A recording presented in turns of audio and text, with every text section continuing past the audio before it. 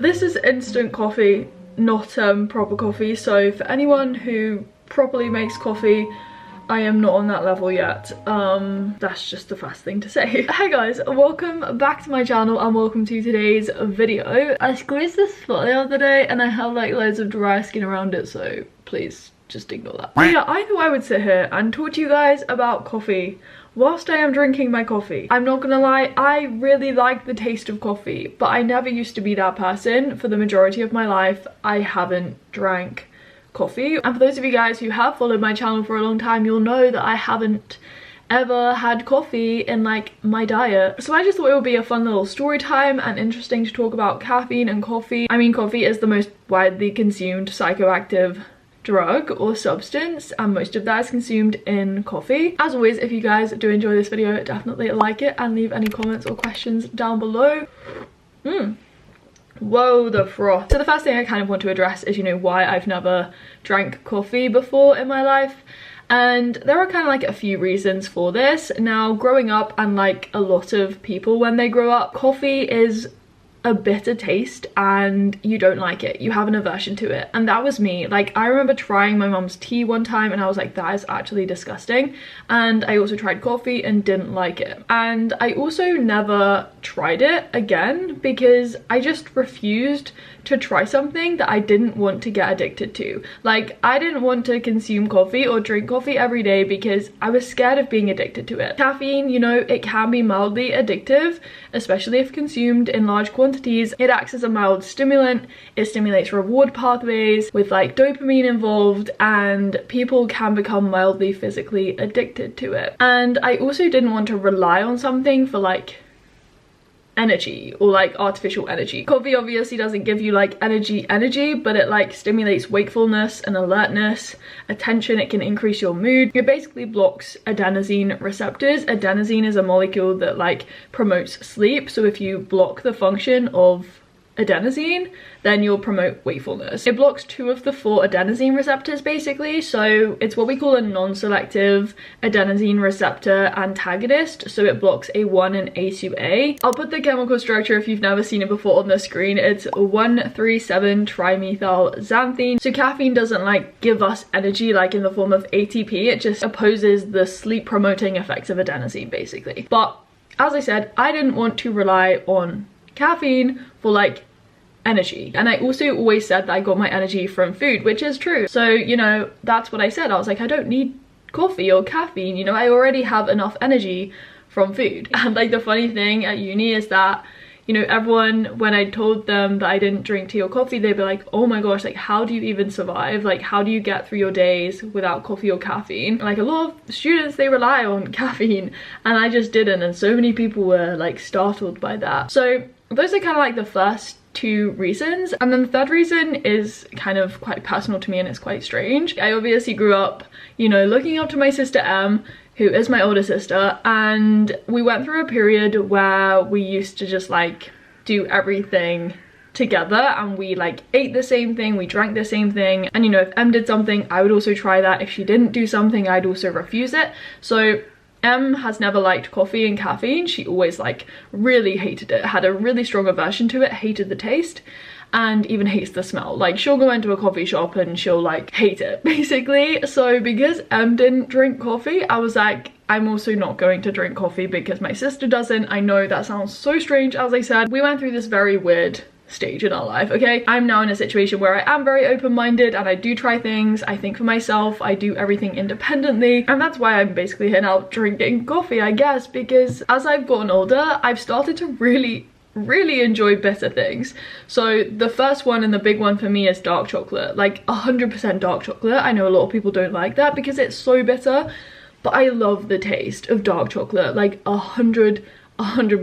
It's so bitter, I know, but I just love that. And that's what we call an acquired taste, or a conditioned taste preference in science. Basically, through like repeated exposure to something that we initially don't like, we learn to enjoy it. So with bitter foods, like from an evolutionary perspective, you know, if something is bitter, it might be poisonous to us, but like through conditioning or repeated exposure, we can learn to like something and we can change our innate behavior. So with these conditioned taste preferences, or what we know as acquired tastes, you know, we learn to like them over time because we realize that they don't make us sick, they're not toxic, and with coffee and caffeine, like, it stimulates reward pathways, it's pleasurable, so we learn to like it, you know, despite the bitterness. As children, we love sweet things because that gives us energy. Like, that's an innate taste preference, unlike bitter things. The first time I had coffee when I was in my early 20s, I liked it from the get-go, and that's probably because I'd conditioned myself to like bitter things over time. I've obviously tried coffee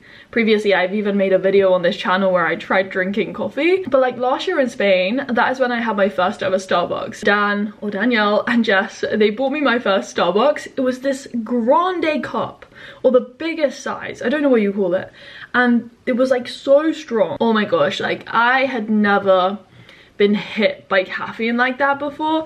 I started to like shake. It's like I could feel my heart beating, and you know, I was just so hyper. Like, wholly on caffeine, that much caffeine is hyperactive, okay? I can feel this caffeine like pumping through my body. I just want to like run. And I really liked the taste of that drink. Like, I remember being like, wow, this is so nice. Obviously, Starbucks drinks and iced coffees, they're often sweetened quite heavily. I didn't start like regularly drinking coffee after that, but then I met Angelo. You know, Angelo drinks coffee, he has a coffee machine, and that was when I actually tried like proper coffee from a proper machine, and I was like, wow, this is actually so nice. Like, the bitterness and like the chocolatey undertones, it was like so nice, okay? When I'd go to Angelo's, I'd have coffee, and then after that I was more open to trying coffee. Like, I tried Angelo's Dunkin' Donuts coffee in LA. We went to this really cool like coffee shop in Amsterdam, not like a coffee shop, you know, but like a proper coffee shop selling coffee, called Cafecito in Amsterdam. Oh my gosh,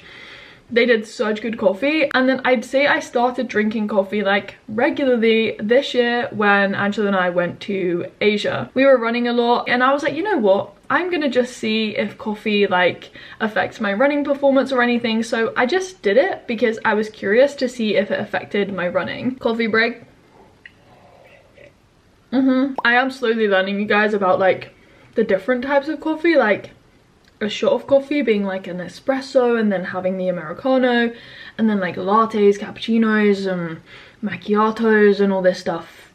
Still don't really know what is everything, but this is just, as I said, instant coffee made with some soy milk, so nothing too crazy. But yeah, I started drinking coffee. Like, I'd have a coffee every morning basically, and you know, like, I didn't have to have it in the morning. If I went a day without coffee, like, it's fine. Like, when I'm home, I'll have a matcha sometimes. Now, I did just want to keep this video like quite simple, like a little story time, and just talk about coffee, where I've started to drink it. But like, I do want to film videos where I like, you know, talk about how coffee affects running performance, and whether it affects like productivity and focus and sleep, because you know, coffee can interfere with sleep. Like, if you consume caffeine quite late in the day, it's going to affect your sleep, because caffeine won't be metabolized, and it will still be in your system, and it will still be antagonizing the adenosine receptors, which are trying to promote sleep. But I just thought I would speak in this video about like the effects I've noticed personally. I would say that if I have like a really big hit of caffeine, I will be so hyperactive. And since Spain, like, I haven't had a shot of caffeine like that big since, because I know that like I don't need that. So far, caffeine hasn't disrupted my sleep. You know, sleep is so important to health, and if something disrupts your sleep, I would be concerned. But the main two effects for me, because obviously caffeine doesn't just affect your brain, it affects your whole body and different organs because it binds to receptors all over your body. It acts as a mild diuretic, so if I drink coffee, I will definitely need the toilet like a lot more. And then secondly, it also makes me go to the toilet. Like, it will stimulate my bowels, and like, I can basically 95% guarantee that I will go to the toilet after I've had a cup of coffee within like 15 minutes, sometimes even 5 minutes, a minute, okay? I need the toilet. My bowels are moving, okay? She needs to go. That is quite useful before a run, because obviously running with full bowels is not fun. I'm still yet to investigate how it affects my running performance, like how I feel on a run, because like, I started to think about it in Asia, but then I've been injured again, so I want to properly investigate this for myself, which will probably be a video. But what I did notice, like the first time I had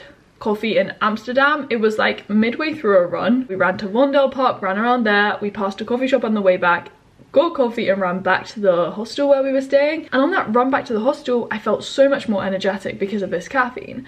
And so I was like, okay, maybe it can help me with my running. And obviously you don't want to overdose on coffee, or like you don't want to get too used to it, and so that is what I'm kind of mindful of. But like those are the two main effects. The pooing situation is great, I'm not gonna lie. The weeing on the other hand I don't like. So there are definitely good things and bad things about coffee. I've definitely realized, as much as I really do enjoy the taste, it doesn't mean to say that I don't have concerns. Like I'm still doing like research into like the benefits of coffee, the things to be aware of, because obviously it contains like polyphenols, but it also contains tannins, which can, you know, like potentially stain your teeth. I also personally don't like coffee breath sort of thing. You know, it has drawbacks that I'm aware of. I would say that, you know, like I do wake up and I'm excited to drink coffee because I like the taste. And personally I'm like, oh my gosh, am I addicted to this?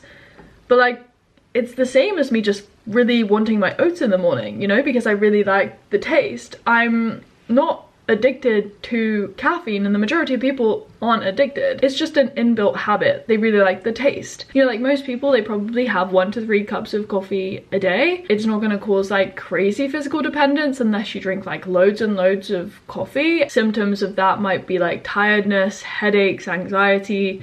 And to cure that, you need to drink a cup of coffee. I definitely think you should be aware of the amount of caffeine you are consuming on a day-to-day basis and when you're drinking it. But ultimately, I drink coffee now because like I enjoy it and I can drink it in a healthy way. But yeah, let me know what you guys want to hear about coffee, caffeine, because as I said, I'm really keen to film videos, talk more about coffee, caffeine, see how it affects me personally so you guys can relate and you take something away from the video and incorporate it into your life. But yeah, I'm interested to hear your kind of coffee stories. If you have anything interesting, like are you a regular coffee drinker? Are you like past holiday and you like are scared of getting addicted to something? I don't know. I'm open to your thoughts being shared down below. Always open to discussion. Subscribe if you are new, and as always, I'll speak to you very soon in another video. Bye guys.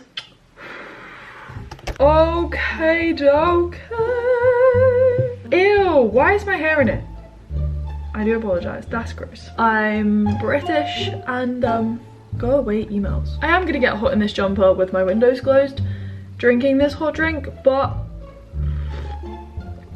it is good. It doesn't have the same level of addictiveness. Is that a word? But you know what I mean. It's not on the same level as other drugs, most of which are illegal for that reason. Jesus, I'm getting hot.